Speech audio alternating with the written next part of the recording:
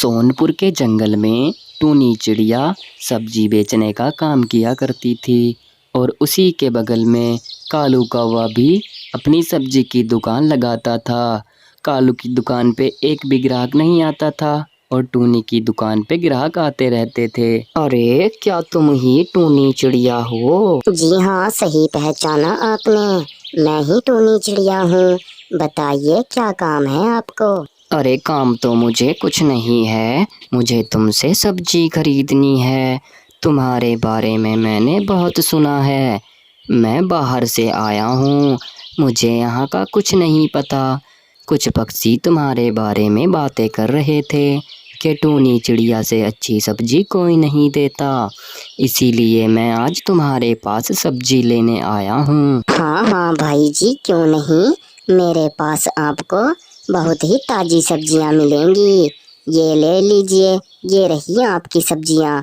ये बिल्कुल आज की सुबह की ताजा सब्जियाँ हैं। अरे वाह, ये तो बहुत अच्छी बात है।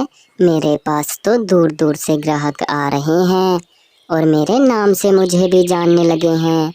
चलो आज की मजदूरी तो हो गई, अब मैं कल आऊंगी। अभी मैं घर चलती हूँ। उसके बाद टूनी चिड़िया अपने घर चली जाती है और दूसरी तरफ कालू कौवा बहुत ज़्यादा परेशान था कि मेरी दुकान पर तो ग्राहक ही नहीं आते। अरे यार, मैं क्या करूं? मेरी तो कुछ समझ नहीं आ रहा। इस टूनी की दुकान पर तो ग्राहक ही आते रहते हैं और मेरी दुकान पर तो एक भी ग्राहक नहीं आता।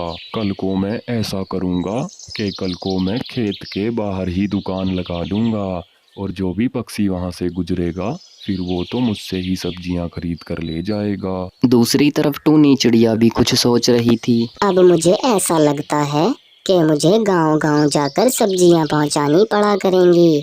मुझे लग रहा है, क्योंकि जिस प्रकार ये पक्षियां मुझे मेरे नाम से जानने लगे हैं, अब तो मैं गांव-गांव जाकर सब्जी पहुंचाया करूंगी।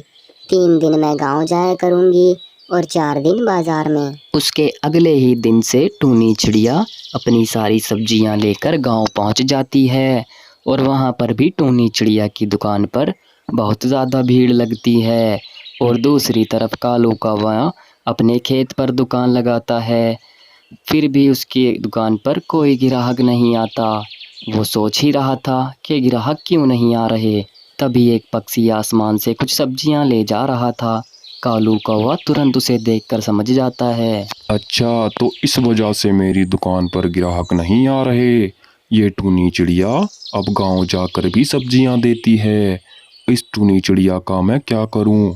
मुझे इसका कुछ ना कुछ तो करना होगा, वरना ये मुझे परेशान कर देगी। दूसरी तरफ टूनी चिड़िया सारी सब्जियां बेचकर अपने घर आ जाती है और कालू कौवा भी उसके घर में आ जाता है और चोरी से उसकी बातें सुनने लगता है। जैसे मेरा काम चल रहा है, ऐसे ही चलता रहा तो मैं एक बहुत ही अच्छा घर बना लूंगी। आज मेरा काम बहुत ही अच्छा चला, कल को मैं दूसरे गांव में सब्जी पहुंचाने जाऊंगी। कालू कौवा टूनी की सारी बातें सुनकर अपने घर आता है। अरे यार, मैं तो सोच रहा था कि मैं जाऊंगा कल को दूसरे गांव में सब्जियां बेचने, लेकिन ये टूनी चिड़िया तो मुझसे भी तेज हो रही है। ये तो कल को ही दूसरे गांव में जाएगी। मुझे इसका कुछ ना कुछ करना होगा, नहीं तो मुझे ये बहुत ज़्यादा परेशान करेगी।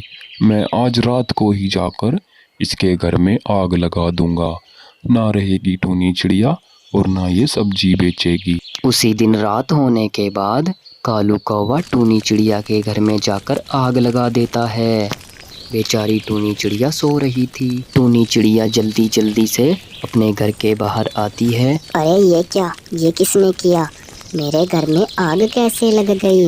मुझे तो विश्वास नहीं हो रहा कि ये सब कैसे हुआ है। हे भगवान, ये क्या हुआ? मैंने तो बहुत कुछ सोच कर रखा था, लेकिन ये सब कुछ किसने किया है? जिसने भी किया है मैं उसको छोड़ूंगी नहीं। वैसे मुझे एक पक्षी पर शक हो रहा है, मुझे कालू कौवे पर शक हो रहा है। वो ही मेरे काम से जलता होगा और उसी ने ये सब कुछ किया होगा। मैं कल को ही जाकर सरपंच जी से कहूँगी और इस कालू कौवे को इस जंगल से बाहर निकलवाऊंगी। उसके अगले ही दिन टूनी चिड़िया सरपंच जी के पास जाती है। प्रणाम सरपंच जी, मैं बहुत ही परेशान हूँ।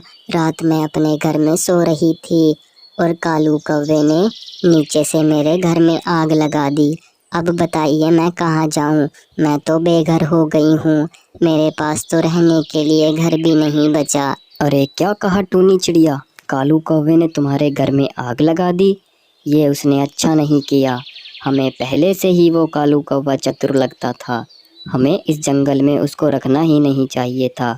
और हमारे जंगल में वो ऐसे काम करेगा, हम तो खुद ही उसे बेदखल कर देंगे। उसके बाद सरपंच जी कालू कौवे को अपने पंचायत में बुलाते हैं। अरे आज सरपंच जी को क्या काम आ गया मुझसे, और इतनी सवेरा सवेरा सरपंच जी मुझे क्यों बुला रहे हैं? मुझे तो डर लग रहा है, कहीं टूनी चिड़िया सरपंच जी के पास ना चली गई हो।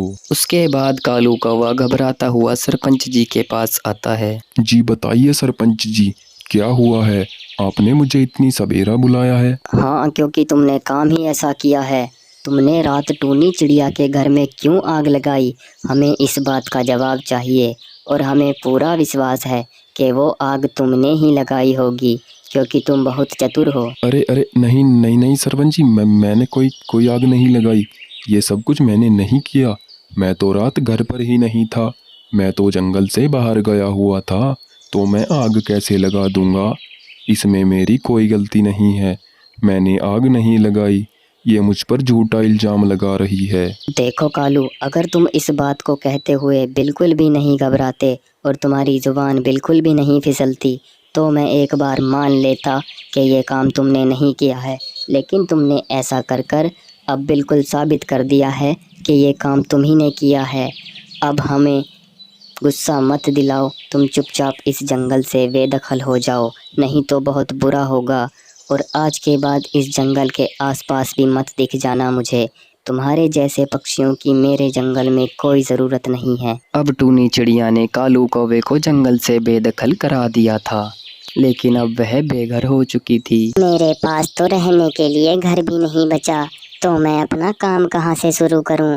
पहले मुझे अपना घर बनाना होगा, फिर मैं काम शुरू कर पाऊँगी। ऐसा करूँगी कि गर्मी भी बहुत हो रही है, इस बार मैं घास का घर बना लेती हूँ।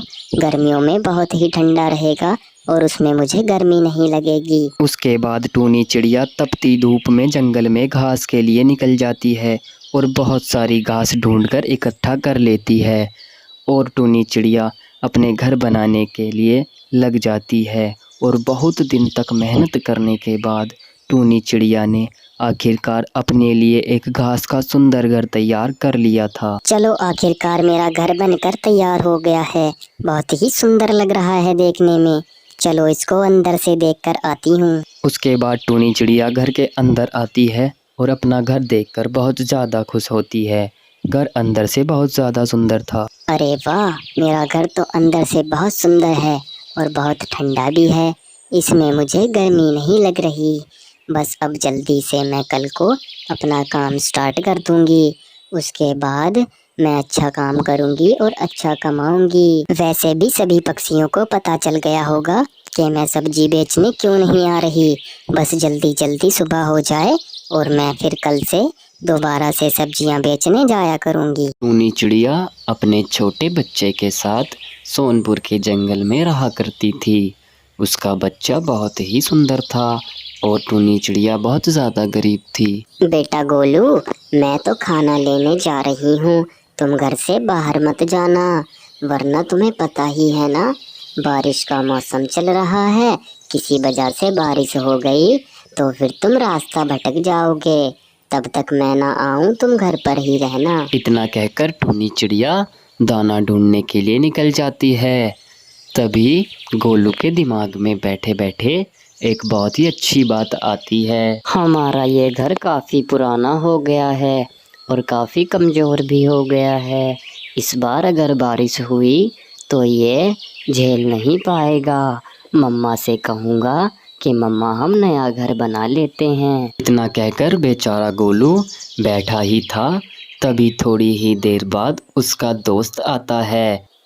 अरे दोस्त गोलू, तुमसे एक बात कहनी है, बहुत ही खुशी की बात है। मैं और मेरे पापा और मेरी मम्मी, हम तो इस जंगल से जा रहे हैं और हमने दूसरे जंगल में एक बहुत ही सुंदर घर बनाया है और वो भी बांस का घर बनाया है। अरे वाह दोस्त, ये तो बहुत ही खुशी की बात है। आपने तो बहुत ही अच्छा किया।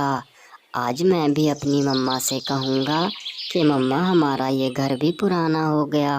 वैसे मैं भी सोच ही रहा था कि मम्मा से कह दूंगा और हम भी अपना नया घर बनवा लेंगे। और इधर बेचारी टूनी चिड़िया खाना ढूंढने आई थी, लेकिन उसको खाना तो मिला ही नहीं था। अरे आज तो मुझे खाना भी नहीं मिला। चलो कोई बात नहीं, घर में जो खाना रखा हुआ है गोलू और मैं उसको ही खा लेंगे। अब मैं जल्दी से घर चलती हूँ, वरना मौसम कभी भी खराब हो सकता है। उसके बाद टूनी चिड़िया अपने घर आती है। आ गई मम्मा आप। मम्मा, आपसे मुझे एक बहुत ही ज़रूरी बात करनी है और वो बात यह है कि हमारा घर ये पुराना हो गया है और बहुत ही ज़्यादा कमज़ोर भी हो गया है। और मेरा दोस्त है ना, उन्होंने तो दूसरे जंगल में नया घर बनाया है। मम्मा, आप भी एक नया घर बना लीजिए ना। देखो बेटा गोलू, घर बनाने में तो कोई दिक्कत नहीं है, लेकिन अभी हमारा ये घर आराम से इस बारिश को भी झेल लेगा। तुम्हें गलत लगता है कि ये इस बारिश को नहीं झेल सकता, लेकिन ये इस बारिश को झेल लेगा। अगली बार हम जरूर नया घर बना लेंगे। उसके अगले ही दिन टूनी चिड़िया किसी काम से बाहर जाती है और टूनी को क्या पता था कि इतना सब कुछ हो जाएगा। टूनी को घर पहुंचने में रात हो जाती है। तभी रास्ते में टूनी चिड़िया रुक जाती है। ये बारिश तो बहुत तेज हो रही है और मेरा बच्चा घर पर अकेला होगा। मुझे जल्दी से अपने घर जाना होगा, नहीं तो वो परेशान हो जाएगा। टूनी चिड़िया बारिश में ही अपने घर के लिए निकल जाती है और वो जाकर देखती है तो उसका घर टूटा हुआ था। अरे ये क्या गोलू, ये सब कैसे हुआ? हमारा घर कैसे टूट गया? मेरे बच्चे तुम्हें लगी तो नहीं? मैं तो सोच रही थी कि मेरा बच्चा परेशान होगा, लेकिन यहाँ तो बहुत कुछ हो गया है। मेरे बच्चे, मुझे तुम्हारी बहुत चिंता हो रही थी। हे भगवान, ये सब कुछ क्या हो गया? अब हम कहाँ रहेंगे? मेरी तो कुछ समझ नहीं आ रहा। मम्मा, मैंने आपसे कहा था कि आप नया घर बना लीजिए, लेकिन आपने तो मेरी सुनी ही नहीं। देखिए अब ये क्या हुआ। अभी मैं बाल बाल बच गया, वरना मेरे तो चोट ही लग जाती। अगले ही दिन टूनी चिड़िया अपना नया घर बनाने का सारा सामान ले आती है। टूनी चिड़िया को बहुत ज़्यादा अफसोस हुआ ये सब देखकर। देखो मेरे बच्चे गोलू, मैं सारा सामान ले आई हूँ। अब हम भी नया घर बनाएंगे और हम इस बार बांस का घर बनाएंगे, जिससे बारिश में हमें कोई दिक्कत भी नहीं आएगी। ये लकड़ी बारिश में बहुत ज़्यादा काम आती है। इस घर में हम बारिश से भी बचे रहेंगे। बस तुम मेरी थोड़ी थोड़ी मदद कर देना, हम दोनों माँ बेटा मिलकर अच्छा घर बनाएंगे। तुम मुझे सामान देते रहना बस। पूरे 2 दिन मेहनत करने के बाद टूनी चिड़िया का बांस का घर बनकर तैयार हो जाता है। देखो बेटा गोलू, हमारा घर कितना सुंदर लग रहा है ना? अब हम भी इस नए घर में रहेंगे और अब हमको बारिश से डरने की कोई भी ज़रूरत नहीं है। हाँ मम्मा, हमारा घर तो बहुत ही सुंदर लग रहा है। अब मेरा दोस्त अगर मेरे पास आएगा तो वो भी देखकर खुश हो जाएगा कि वाह, तुमने भी एक नया घर बना लिया।